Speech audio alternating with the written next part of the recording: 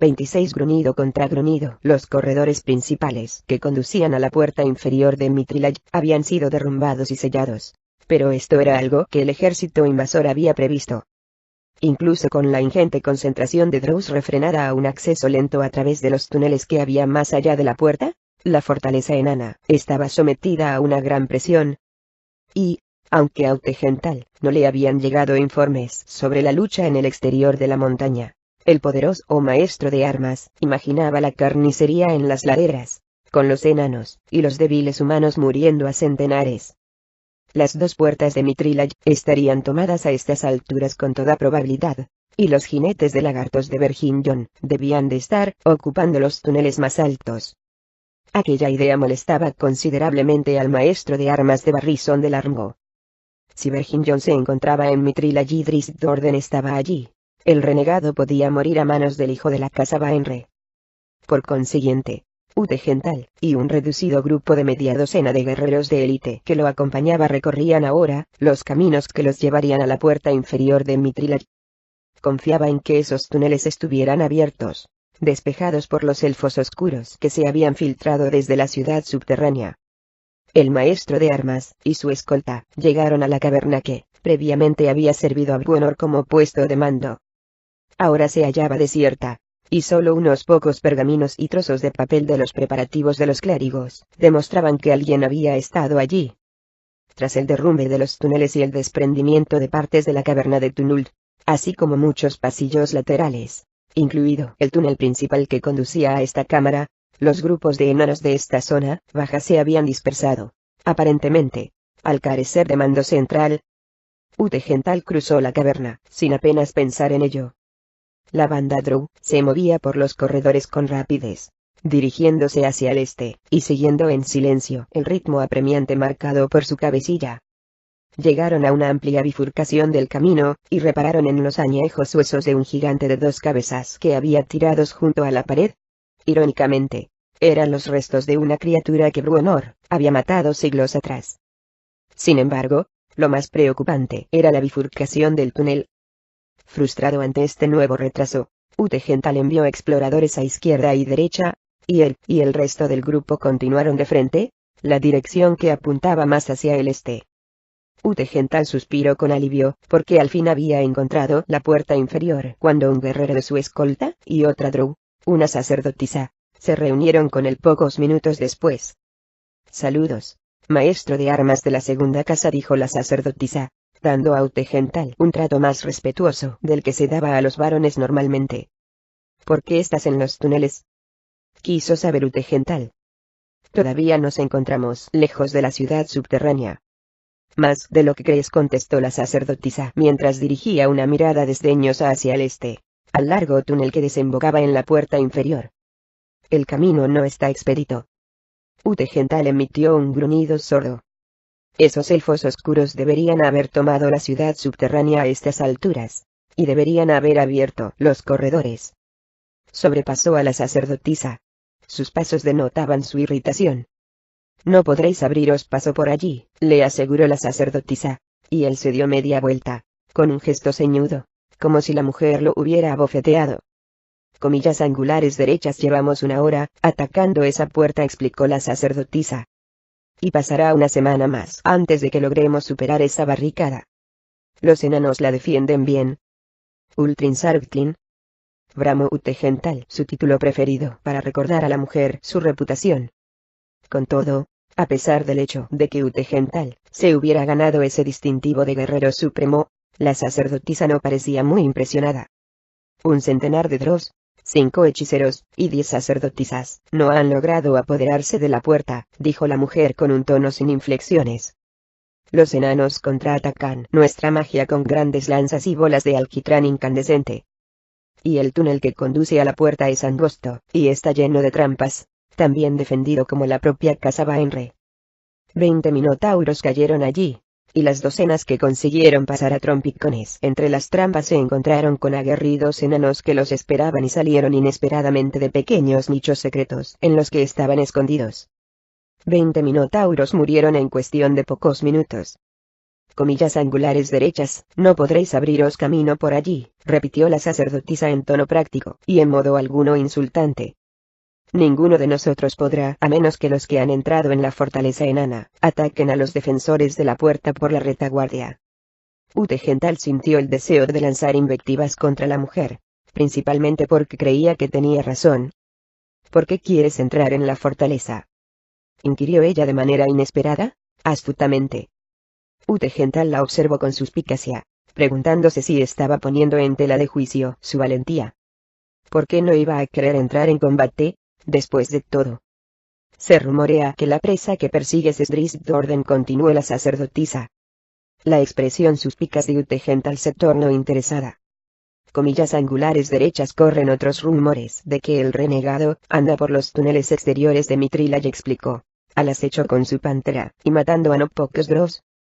Utegental se pasó la mano por el crespo cabello, y volvió la vista hacia el oeste, al agreste laberinto de túneles que había dejado atrás.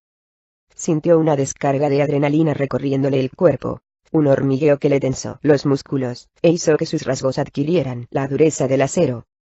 Sabía que muchos grupos enemigos estaban actuando en los túneles exteriores, fuera del recinto enano, bandas desperdigadas que habían huido de la caverna de las 7 cámaras donde se había sostenido el primer combate. Utegental y sus compañeros habían topado y acabado con uno de esos grupos de enanos de camino hacia aquí. Ahora que lo pensaba, tenía sentido que Drizzt se encontrara ahí fuera también. Era más que probable que el renegado hubiera tomado parte en la batalla de la caverna de las 7 cámaras, y, en ese caso, ¿por qué iba Drizzt a huir al interior de Mithril?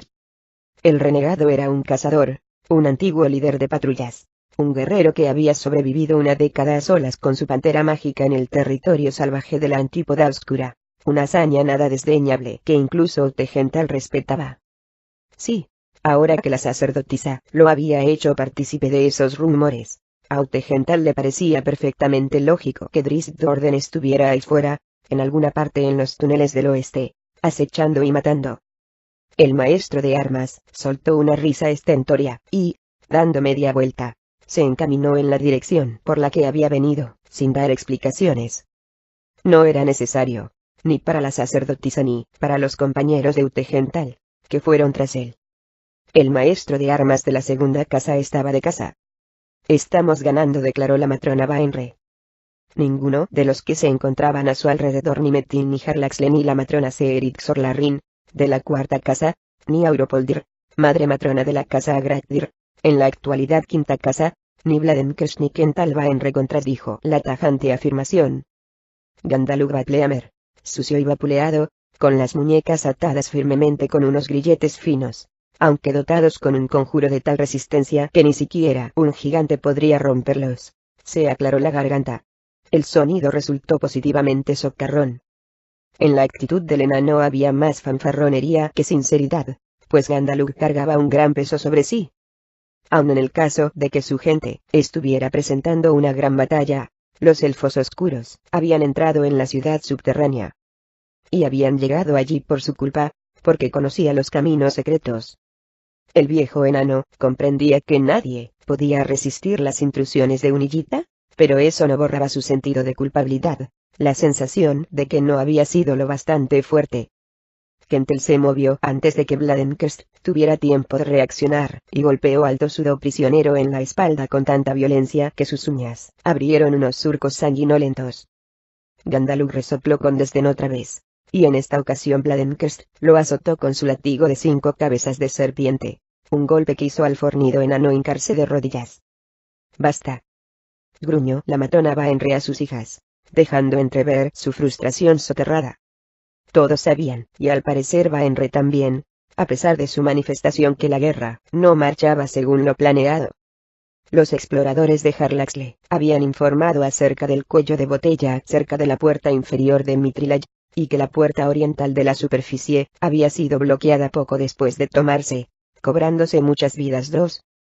Las comunicaciones mágicas de Kentel con su hermano indicaban que la lucha seguía siendo feroz en las laderas meridional y occidental del cuarto pico, y que todavía no se había abierto paso a la puerta oeste de la superficie. Por su parte, Metil, que había perdido a sus 2 compañeros hillitas, había asegurado a la matrona Baenre que la lucha por la ciudad subterránea no había sido ganada aún. Ni mucho menos. Aún así, todos sabían que había algo de verdad en la predicción de victoria de Baenre, y que su certeza no era del todo injustificada. La batalla en el exterior de la montaña no había terminado, pero Verginion le había asegurado a Kentel que pronto llegaría a su fin. Y, teniendo en cuenta la magnitud de las fuerzas que habían ido con Verginion, Kentel no tenía motivo para dudar de su afirmación. Muchos habían muerto en los túneles inferiores, pero la mayoría de las bajas eran esclavos humanoides, no elfos oscuros. Los enanos que habían quedado atrapados fuera de la fortaleza después de que el túnel se derrumbara se habían visto forzados a recurrir a tácticas de acecho y evasión, un tipo de combate que favorecía a los sigilosos elfos oscuros. Todos los túneles inferiores serán seguros dentro de poco, manifestó la matrona Baenre, una afirmación que resultaba obvia por el simple hecho de que este grupo, que no correría riesgos de enfrentamientos, volvía a avanzar otra vez. Las tropas de élite que rodeaban a Baenre eran responsables de guiar y salvaguardar a la primera madre matrona. No permitirían que Baenre avanzara a menos que la zona que había delante fuera totalmente segura. Comillas angulares derechas. La región en la superficie en torno a Mithril también será segura, añadió Baenre, con las dos puertas de acceso a la fortaleza tomadas. Y, probablemente, derrumbadas, se atrevió a comentar Harlaxle.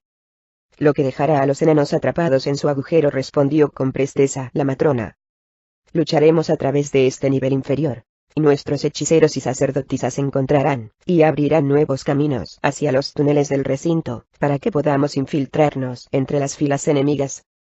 Harlaxle admitió el argumento, como también lo hicieron los demás, pero lo que pretendía Baenre llevaría bastante tiempo conseguirlo, y un asedio largo no había sido parte del plan original.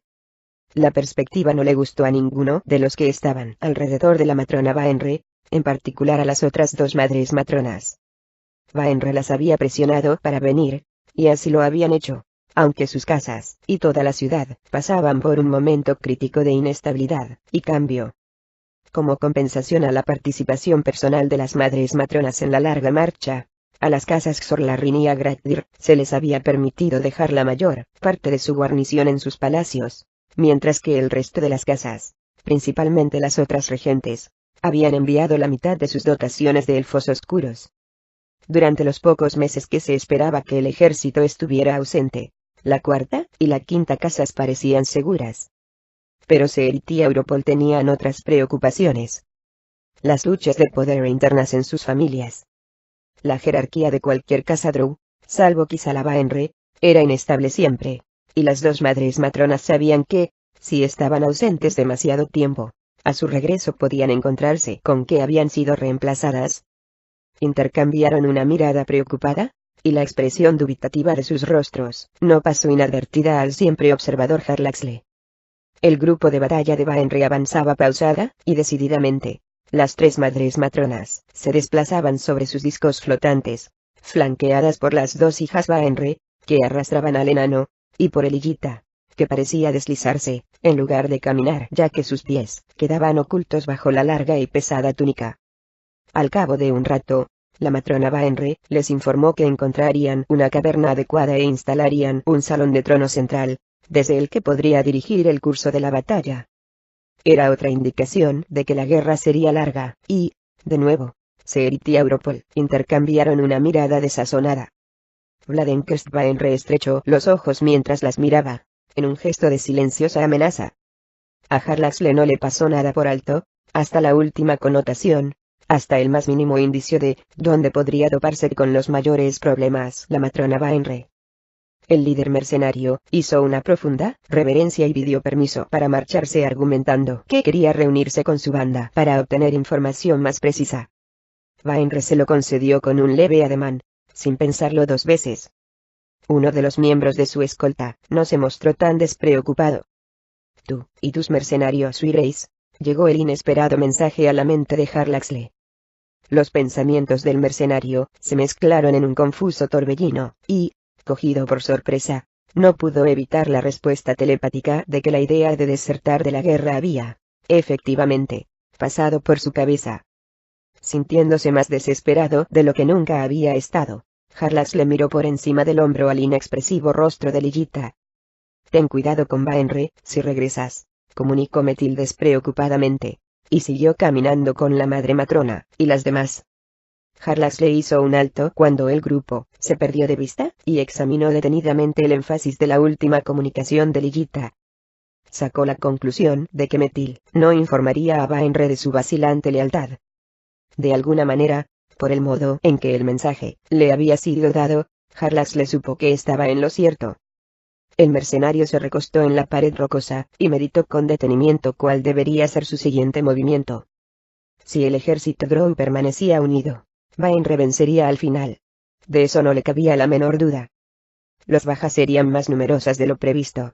Ya lo eran, de hecho, pero eso carecería de importancia una vez que Mithril se tomara, junto con todas sus riquezas prometidas. ¿Qué haría él entonces? La inquietante pregunta seguía dando vueltas en su cabeza cuando se topó con algunos de sus lugartenientes de Bregandaerte. Todos traían noticias de que continuaba el cuello de botella cerca del nivel inferior, así como información referente a que más elfos oscuros y esclavos estaban muriendo en los túneles exteriores, a manos de grupos ambulantes de enanos y sus aliados. Los enanos se estaban defendiendo y luchando bien. Harlax le tomó una decisión, y se la transmitió en silencio a sus lugartenientes con el intrincado código manual. Bregandaerte no desertaría. Todavía, no. Pero tampoco seguiría, siendo la punta de lanza del ataque, arriesgando a sus exploradores avanzados. Evitad cualquier combate, indicaron los dedos de Harlaxle, y los soldados reunidos asintieron en silencio. Nos quitamos de en medio, y observamos, nada más. Hasta que Mithril caiga, respondió uno de los lugartenientes, a lo que Harlax le asintió. O hasta que la guerra se vuelva infructuosa, señalaron sus dedos, y, a juzgar por su expresión, resultó evidente que el líder mercenario no consideraba absurdo esto último. Puent y su banda deambulaban de túnel en túnel, y su frustración iba creciendo ya que no encontraban Drows, ni siquiera kobolds, a los que aplastar. ¿Dónde infiernos estamos?, inquirió el camorrista. No hubo respuesta a su pregunta. Claro que, pensándolo bien, Puent no podía esperar que la hubiera. Conocía estos túneles mejor que cualquier miembro de su grupo, y, si él no tenía ni idea de dónde se encontraban, entonces los otros estaban perdidos, indudablemente. Esto no incomodaba demasiado a Puent. Ni a él ni a su feroz banda les importaba dónde estaban siempre, y cuando hubiera un enemigo contra el que combatir. La falta de adversarios era el verdadero problema. Empezad a dar golpes, bramó Puent, y los rompebuches corrieron hacia las paredes del angosto corredor, y se pusieron a aporrear la piedra con los martillos. El estruendo era tal que cualquier criatura que se encontrara dentro de un radio de 200 metros no tendría problema alguno en descubrir la presencia del grupo y su localización. El pobre Viderdo Arpel, arrastrado en la estela de la banda más demente de enanos suicidas, se quedó en el centro del túnel, y, valiéndose de la gema luminosa, intentó ordenar las pocas hojas restantes de su chamuscado libro de hechizos a fin de encontrar un conjuro, cualquier conjuro, aunque, preferiblemente, uno que lo sacara de allí. El escándalo se prolongó varios minutos, y después, frustrado, Puent ordenó formar a sus enanos, y reemprendieron la marcha. Pasaron bajo un arco natural, dejaron atrás un par de recodos del pasillo, y luego salieron a un túnel más amplio y cuadrado, con la piedra de las paredes tallada, y el suelo nivelado. Puent chasqueó los dedos al darse cuenta de que habían ido a parar a una zona situada al suroeste de Mithril. Conocía el área, y sabía que encontrarían una posición defensiva enana al otro lado del siguiente recodo. Corrió al frente de su grupo, y trepó rápidamente sobre una barricada que llegaba casi al techo, esperando encontrar más guerreros aliados para alistarlos en su aterradora banda. Al coronar el parapeto, Puent se frenó en seco, y su sonrisa se borró. 10 enanos yacían en el suelo, muertos, en medio de un montón de goblins y orcos destrozados. Puent saltó desde lo alto de la barricada, y aterrizó con un golpetazo, pero se incorporó de inmediato. Sacudió la cabeza mientras caminaba entre la carnicería. Esta posición estaba muy bien fortificada, con el alto parapeto detrás, y otro más bajo al frente, donde el corredor giraba a la izquierda en un cerrado ángulo. Montado contra el muro de la izquierda, justo antes del recodo, había un extraño artilugio, una mortífera catapulta enana de lanzamiento lateral, con un brazo corto y fuerte que se disparaba hacia un lado, no hacia arriba, como las catapultas convencionales. El brazo estaba echado hacia atrás, listo para ser disparado, pero Puent reparó de inmediato en que no quedaba munición, y que los valerosos enanos habían resistido hasta el final. Puent podía oler los restos de los misiles de la catapulta, y podía ver las titilantes sombras de pequeños fuegos. Sin necesidad de asomarse al recodo, supo que al otro lado habría muchos enemigos muertos jalonando el corredor. Murieron honrosamente, dijo el camorrista a sus hombres que, junto con Viderdo, habían salvado la barricada, y caminaban entre los cadáveres. El ataque desde el otro lado del recodo se produjo con rapidez, y en silencio. Un puñado de elfos oscuros salió a la carga, con las espadas desenvainadas.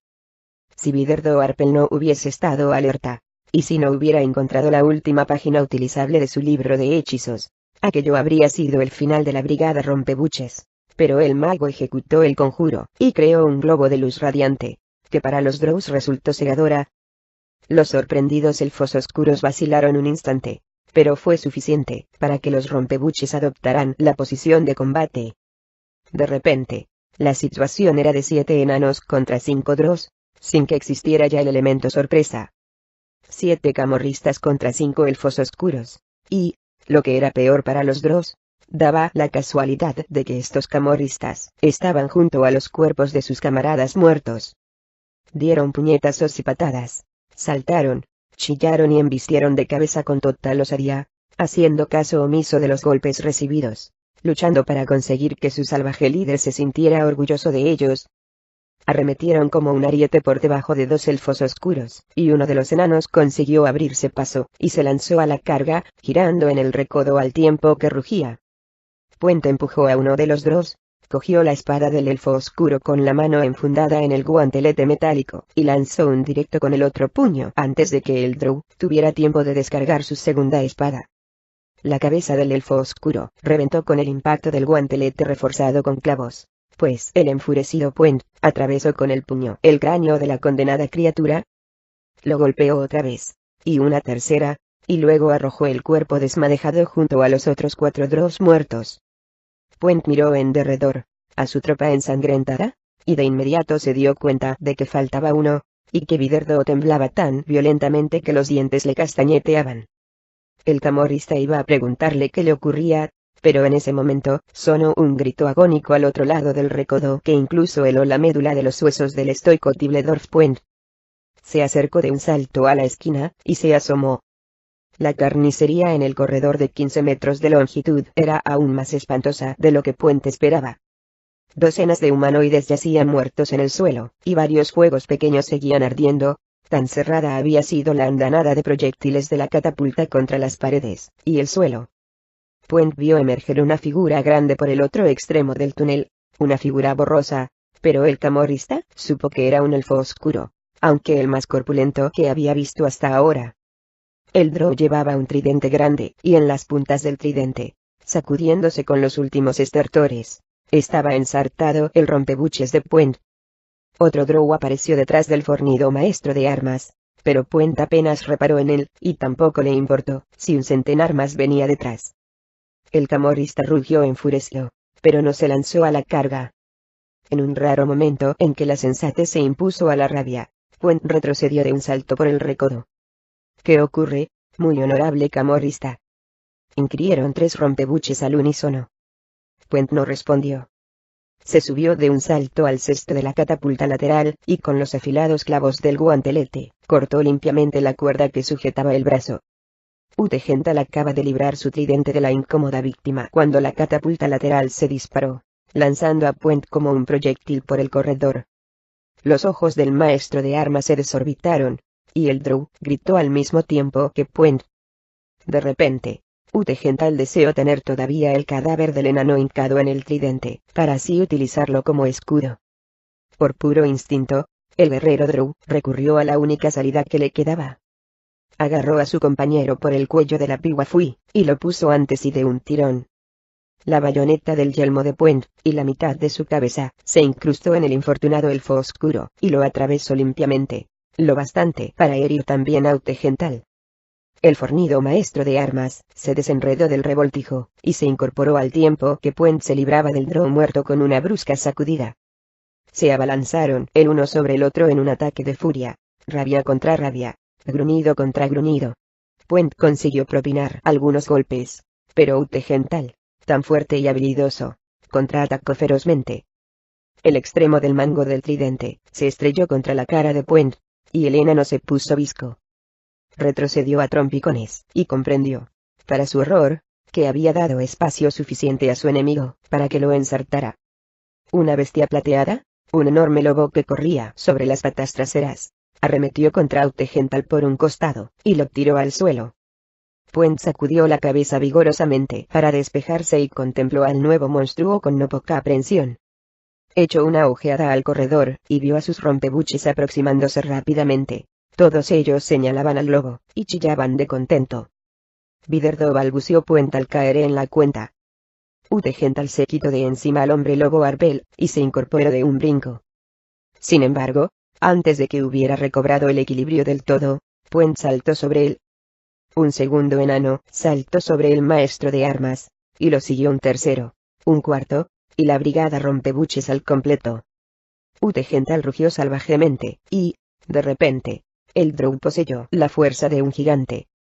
Se mantuvo firme, con enanos colgados por todas partes, y extendiendo los brazos, se sacudió enanos, y los arrojó como si fueran meros roedores. Puent lo golpeó en el pecho con una fuerza que habría matado a una vaca de buen tamaño. Utegental gruñó y propinó un revés a Puent que lo lanzó por el aire varios metros. Eres bueno, admitió el tembloroso enano mientras se incorporaba sobre una rodilla al tiempo que Utegental se acercaba a él pausadamente. Por primera vez en su disparatada vida, salvo, quizá, cuando luchó contra Drist por equivocación, Tibledorf Puent supo que su enemigo lo superaba, que superaba a toda su brigada. Y se dio por muerto. Los otros enanos yacían a su alrededor, gimiendo, y ninguno de ellos sería capaz de detener al increíblemente fuerte drow. En lugar de intentar ponerse de pie, Puent gritó, y se abalanzó de cabeza, gateando sobre las rodillas. Se incorporó en el último segundo, y descargó un gancho de derecha con todas sus fuerzas. Utegental cogió el puño en el aire, y frenó el impulso completamente. La mano libre del poderoso drow se cerró sobre el rostro de Puent, y Utegental empezó a doblar al pobre enano hacia atrás. Puent podía ver el semblante contraído por la furia entre los dedos extendidos del elfo oscuro. De algún modo, reunió la fuerza suficiente para lanzar un golpe con el puño libre, y consiguió hacer un sólido impacto en el antebrazo del drow. A Utegental no pareció importarle. Puent soltó un quejido. El maestro de armas echó la cabeza hacia atrás repentinamente. Puent creyó que el drow iba a soltar un grito de victoria, pero de la boca de Utegental no salió sonido alguno, ni el más mínimo, hasta que un momento después borboteó incoherentemente. Puent sintió aflojarse los dedos del drow sobre su cara, y el camorrista se apartó de un tirón. Mientras se enderezaba, Puent entendió lo ocurrido. El hombre lobo plateado se había acercado a Utegental por detrás, y lo había mordido en la nuca. Viderdo mantenía a su presa, con toda la presión de sus enormes fauces, aplastando vértebras y nervios. Los dos mantuvieron la macabra postura durante muchos segundos. Todos los rompebuches que no estaban inconscientes, se arremolinaron a su alrededor, maravillados por la fuerza de las mandíbulas de Viderdo y por el hecho de que este tremendo guerrero drow aguantara de pie todavía. Sonó un fuerte crujido, y Utegental sufrió una brusca y violenta sacudida. Se desplomó, con el lobo, sin soltar su presa. Puent señaló a Viderdo. Tengo que conseguir que me enseñe a hacer eso, comentó el pasmado camorrista. Viderdo, sujetando firmemente a su víctima, no lo oyó.